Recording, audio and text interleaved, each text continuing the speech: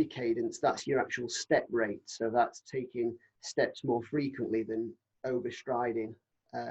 It's better for your alignment. You use less energy as you're running.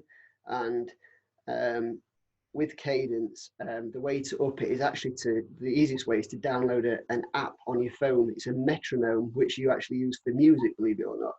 And just put one earphone in so you can still hear the traffic in the other ear.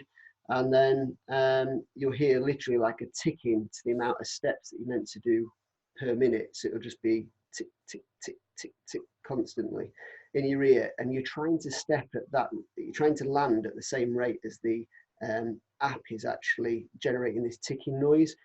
You'd think it'd be quite irritating at first, but actually your brain switches into it where it's actually trying to focus on landing at the same time, and it isn't actually irritating at all. And elite athletes such as Mo Farah or you know the top level athletes that we see in the world, they're all striving for a minimum of 185 steps per minute. And some of them actually reach over 200. Mine was very poor before I had IT band. It was down around, in a race, it was down at about 150, 155, which is really poor. So my energy efficiency wasn't very good. And I actually believe that was a big contributing factor to becoming faster, since I actually worked on my cadence. I now roughly run at around, in a race on a 10k, around 173, 174. It's still not as good as I'd like it to be, but you know, it uses less energy and there's less force going through your knee and your joints from overstriding. Your center of gravity is a lot more aligned. Got it. So cadence can, one, make you faster, two, it will most likely reduce injury, and that's because of you're not overstriding, and it changes your whole body position, the whole body way through. You're nearly teaching yourself to run again.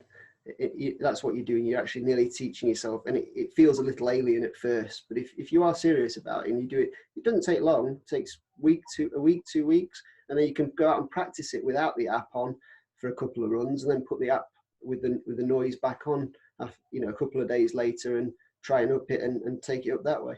But you're saying in a couple of weeks, if you got your cadence on point, you could change your running quite dramatically in a way. Yeah, it ups your speed slightly because it makes you more energy efficient. So it doesn't actually make you faster. It just means that you're actually using less energy to do the same amount of running. And therefore, if everybody's got more energy during a given time frame or a given distance, then they're able to put that into maybe pushing yourself a little bit harder, and therefore your times will reduce, and that's how it benefits you. But as well as that, because it's benefiting your center of gravity, you've got less chance of getting these injuries that we just mentioned. Brilliant.